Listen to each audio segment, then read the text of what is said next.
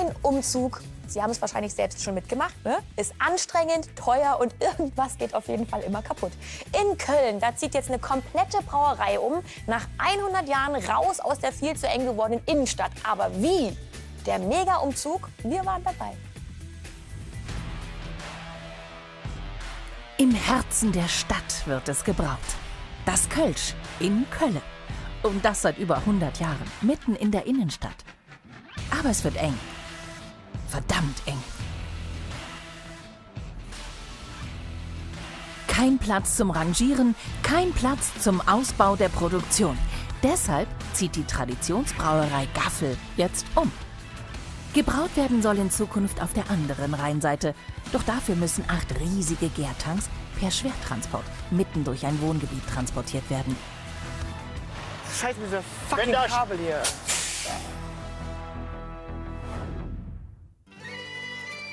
Der Eigelstein, eine beliebte Einkaufsstraße mitten in der Kölner Innenstadt. In den 80ern noch Rotlichtmilieu. Heutzutage ein immer beliebteres Pflaster zum Wohnen, direkt hinter dem Kölner Hauptbahnhof. Der Eigelstein, historisch, urig, belebt und vor allem auch viel zu eng für Kölns zweitgrößte Kölschbrauerei. Rainer Rathke arbeitet hier seit über 25 Jahren als Braumeister. Brauen hat etwas mit Idealismus zu tun. Brauen ist nicht irgendwo ein Auto zusammenbauen. Also Brauen hat etwas mit Herz zu tun. Das heißt, das ist das, was ich am liebsten tue. Das mache ich auch zu Hause im Endeffekt. Ja, ist einfach ein toller Job. Doch an diesem Standort sind die Voraussetzungen zum Brauen nicht mehr ideal. Die Kapazität ist am Limit und das Produzieren am Eigelstein schon lange nicht mehr so einfach wie früher. Die Zufahrtsstraße ist für die großen Trucks ein Nadelöhr. Fast täglich kommt es bei der Anlieferung der Rohstoffe zum Logistikcrash. Wieder viel Verkehr, stand wieder ein LKW im Weg, einer im Halteverbot und hinter uns wurde direkt gehupt. Und man muss ein bisschen Acht geben, gucken, wo man reinkommt, rechts und links, auch wieder beim Raussetzen. Das ist schon eine Herausforderung. Straßen, die schon die Römer angelegt haben, und bis zu 40 Tonnen schwere LKW passen eben einfach nicht zusammen. Das ist halt das alltägliche Chaos, was Sie jetzt hier erlebt haben. Das heißt, haben wir jetzt ungefähr 10 Minuten gebraucht, bis das Fahrzeug hier reingefahren ist, haben unter anderem auch eine Markise beschädigt, aber damit leben wir halt und jetzt können wir Gott sei Dank abladen. 2- bis 3-mal täglich wird angeliefert. Unter dem Lärm und dem Verkehrschaos haben vor allem die Anwohner zu leiden. Das war früher am Eigelstein noch anders.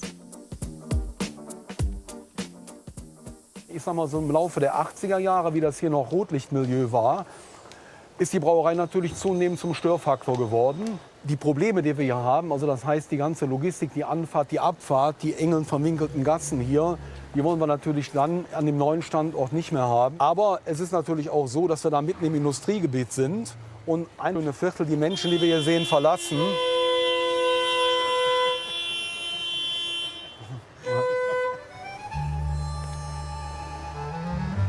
Alles hier, das ist halt... Das ist der Eigelstein. 1302 wurde hier das erste Mal gebraut.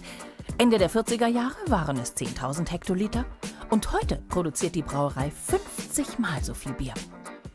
Ich denke, dass wir hier mit der Brauerei, mit den Hektolitermengen, die wir hier produzieren, nämlich 500.000 Hektoliter auf 2.000 Quadratmetern, gehören wir ins Guinness-Buch der Rekorde. Wir haben es nie beantragt, sollte man vielleicht noch kurzfristig nachholen. Mehr produzieren geht nicht. Für eine Expansion ist der Standort einfach zu klein. Wir haben also hier keine Möglichkeit mehr, irgendwo die Kapazität zu erweitern. Und das war sicher der Hauptgrund, diesen Standort zu verlassen. Zudem ist die Brauerei in die Jahre gekommen. Der Putz bröckelt von den Wänden und die 2000 Quadratmeter große Produktionsfläche verteilt auf 8 Etagen ist auch technisch nicht mehr auf dem neuesten Stand. Ja, ich meine, die Brauerei zu zerlegen ist sicher kein schöner Job, weil natürlich hier auch viel Herz dran hängt. Aber ich denke, dass natürlich die Menschen, die man im Laufe der Jahre kennengelernt hat, das finde ich eigentlich das Schöne daran. Und das ist eigentlich auch das, was, denke ich, was ich vermissen werde, wenn wir am neuen Standort sind, weil es halt Industriegebiet. Und da gibt es halt, sagen wir, diese nachbarschaftlichen Kontakte nicht mehr. Im Industriegebiet in Porz-Gremberghofen laufen bereits die Vorbereitungen. Es soll eine der modernsten Brauereien Deutschlands entstehen. Geplant ist schon in wenigen Wochen den Rohbau zu vollenden. Doch aktuell arbeiten die Männer noch immer an den massiven Fundamenten. Später sollen hier 8 gigantische Gärtanks thronen. Das sind alles Fundamente. Die Bodenplatte unter uns ist ca. 1,60 Meter dick. Wir haben hier 700 Kubikmeter Beton verarbeitet, ca. 60 Tonnen Eisen. Diese Ankerplatten haben wir eingebaut, wo die 8 Tanks sich draufstellen werden und die Lasten nach unten verteilen werden. Sie müssen sich vorstellen, jeder Tank hat um die 400.000 Liter. Und die Lasten müssen natürlich nach unten abgetragen werden. Und deshalb muss man so ein großes Fundament haben. 1700 Tonnen Stahl und Beton sollen zukünftig die riesigen Gärtanks nach dem Aufbau im Boden verankern. Köln-Zündorf, 8 Uhr abends. Auf dem Rhein wurden die jeweils 31 Tonnen schweren Tanks nach Köln transportiert und anschließend auf Tieflader verladen. Jetzt stehen 3 von 6 Tanks zum Abtransport bereit. Verantwortlich für den Transport Carsten Gebser. Also jeder Transport hat seine Herausforderungen. Hier ist es halt die Dimensionen, nicht das Gewicht, sondern die Dimensionen. Und das halt durch ein Wohngebiet geht, wo viele Anwohner ihre Autos parken. Und insgesamt haben wir jetzt eine Transporthöhe mit dem Fahrzeug, mit der Fahrzeugkombination von 7,50 Meter. 3 22 Meter lange Gärtanks müssen in dieser Nacht vom östlichen Rheinufer an den neuen Produktionsstandort in Porz-Grimberghofen transportiert werden. 15 Kilometer Strecke, teilweise durch enges Wohngebiet, gilt es dabei zu überwinden. Eigentlich sollte die Strecke geräumt sein. Wir haben die Transportstrecke jetzt im Vorfeld kurzfristig noch mal gecheckt und sehen, dass die eingerichteten Halteverbotszonen von manchen Fahrern nicht beachtet wurden oder Fahrzeughaltern. Und das sehe ich im Moment noch so als das Hauptproblem heute Nacht. Da steht ein Sattelzug im Weg und 2 7,5 Tonner, die wir nicht mit euren Plateaus da wegkriegen. Und das wird dauern, ne? Der Markus kümmert sich vorne um den 7,5 Tonner. Er hat 2 Kollegen noch bestellt. Ich fange hier an, fahre mit denen vor und sage, die Autos müssen weg. Er macht die Transportbegleitung. Dann brauchen wir 2 Funkgeräte für Da unsere haben wir noch Autos 2 rein. Funkgeräte. Das wäre. Haben wir keine mehr.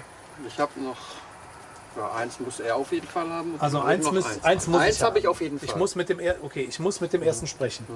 Eine Vorhut aus Polizei und dem Straßenverkehrsamt muss alle Hindernisse aus dem Weg räumen. Fahrzeuge, die verbotswidrig in den eingerichteten Halteverbotszonen halten, müssen jetzt abgestellt werden kurzfristig.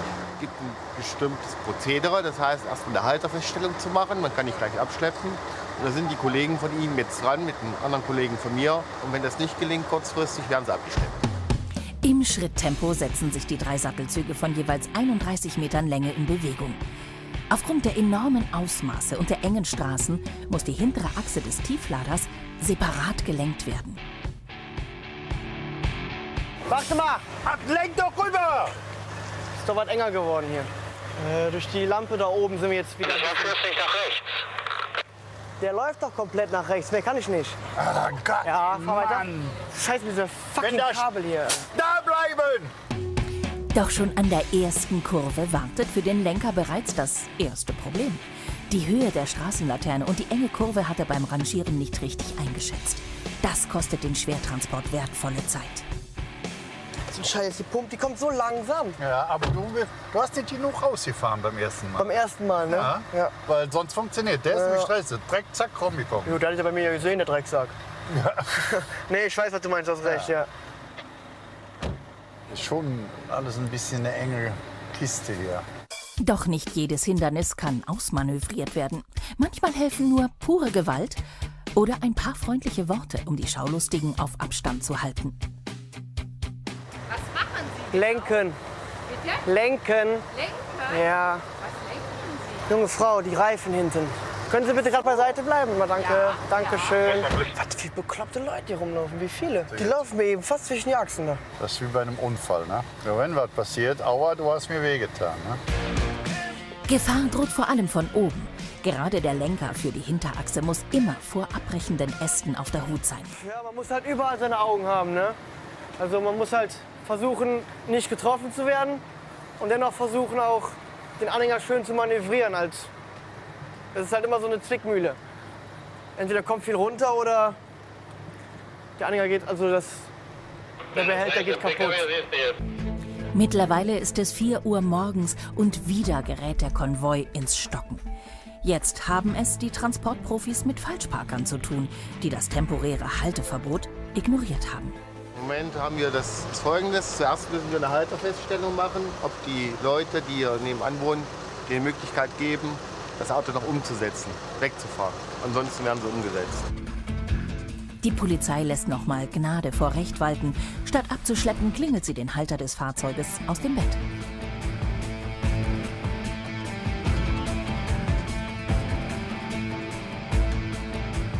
Ja, wir haben ihnen aber die Chance gegeben, sich 178 € zu sparen. Dafür kann man nachts auch mal aufstehen, denke ich mir mal. Und nicht direkt abschleppen. Also daher, es gibt, denke ich mal, Schlimmeres. Da vorne standen eben noch 2, wenn sie nicht schon weg sind. Na gut. Ja? Das ist jetzt mal Step by Step. Doch der ursprüngliche Zeitplan ist längst nicht mehr einzuhalten. Mit knapp 3 Stunden Verspätung kommt der Schwertransport schließlich am Ziel an. Vor Ort wartet schon der Chef persönlich. Rainer Rathke freut sich über sein neues Brauwerkzeug. Also es sind Gärtanks, die sowohl wo man Bier vergären kann oder auch lagern kann. Sind 22 Meter hoch, haben einen Durchmesser von 5 Metern, einen Inhalt von 400.000 Litern. Das sind 2 Millionen Glas Kölsch. Also das reicht ungefähr für mehrere moderate Biertrinkerleben. Doch noch sind die Gärtanks nicht da, wo sie eigentlich hingehören. Um die riesigen Behälter aufzurichten und präzise auf dem Fundament zu positionieren, werden 2 Kräne gebraucht. Sie einfach an ihrem oberen Ende hochzuziehen, würde die Behälter beschädigen. Deshalb müssen die Kräne an beiden Enden ansetzen und den Tank langsam hochziehen, damit der Koloss nicht ins Pendeln gerät. Hat natürlich eine Angriffsfläche. Wenn der Wind drankommt, der drückt nicht nur, wenn er vorbei ist, zieht er den auch noch. Wird immer unterschätzt. Das heißt, ich muss den ranholen, dass ich nicht in Schrägzug komme. Wenn ich in Schrägzug komme, kann der sich wegdrehen und auf mich zukommen. Und danach natürlich weggehen. Stopp, stopp, stopp. Viel Fingerspitzengefühl und Maßarbeit sind gefragt. Erst wenn die Tanks millimetergenau ausgerichtet sind, werden sie mit dem Fundament verankert und anschließend verschweißt. Rainer Rathke ist stolz auf seine neue Brauerei. So oft im Leben baut man keine neue Brauerei. Und was wir hier gebaut haben, ist einfach gigantisch, einfach nur schön. Ein Jahr später. Auf 50.000 Quadratmetern steht nun eine der modernsten Brauereien Deutschlands. Die Anlage ist im Vergleich zum alten Standort 25 Mal so groß. Bis zu 500.000 Hektoliter Kölsch können jetzt pro Jahr gebraut werden. Also wir laufen jetzt unter den großen Gärtanks hier, haben hier insgesamt 21.000 Meter Rohr verlegt, ca. 45.000 Meter Kabel. Das heißt, das ist in Deutschland einzigartig, weil wir einer der wenigen Brauereien sind, die in jüngster Zeit eine neue Brauerei gebaut haben. Die neue Brauerei arbeitet zudem auch noch umweltfreundlich. Eine Energieersparnis von 35% haben die Modernisierungsmaßnahmen bewirkt. Und noch einen Vorteil hat der neue Standort. Ja, wir stehen hier vor einer Besonderheit. Das heißt, wir haben hier einen eigenen Brunnen. Wir haben hier in Köln Wasserrecht. Das ist eine Seltenheit. Das heißt, wir sind mitten im Wasserschutzgebiet, fördern hier Wasser für den Brauprozess ohne weitere Verarbeitung. Das heißt im Endeffekt ganz einfach, das Wasser von Kölle ist Jod. Und ab jetzt können die Lieferanten rund um die Uhr Ware stressfrei anliefern und abholen.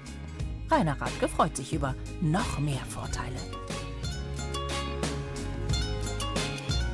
Und dann haben wir endlich eins erreicht, wo wir eigentlich schon die letzten 35 Jahre darauf hoffen, dass wir alle Komponenten der Brauerei, Produktion und Abfüllung an einem Standort haben. Mehr kann sich der Mann nicht wünschen. Ab sofort können 5 weitere Produkte der Brauerei parallel zum klassischen Kölsch hergestellt werden. Wir sind also alle froh und glücklich, dass wir endlich hier mit dem ganzen Bau fertig geworden sind. Und darauf möchte ich gerne einen Kölsch trinken.